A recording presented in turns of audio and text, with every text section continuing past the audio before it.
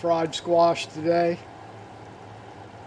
You're going to start off by taking one strip of salt pork, cutting it into small pieces, heating it up in the frying pan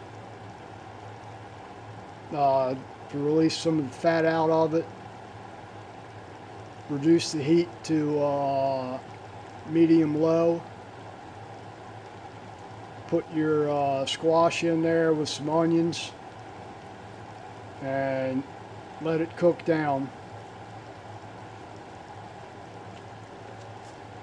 Do not cover it. You'll end up with watery squash. You don't want water in there. Just simmer it over medium-low heat until it gets good and slimy.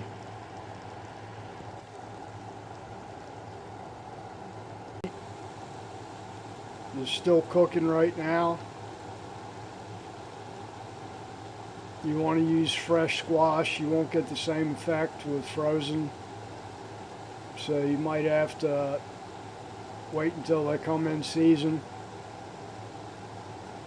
I've never done it with frozen before. I think my wife has tried and they turn out soupy. So fresh is better with anything. There's our finished squash. Sure does smell good. Remember, with your frying pan, let it cool off and then wash it immediately so you don't have to use any detergent on it really. You don't want to remove your seasoning off of your frying pan.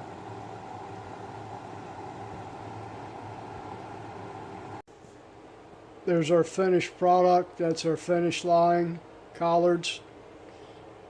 That's our fried squash. Let's eat, you guys. Enjoy.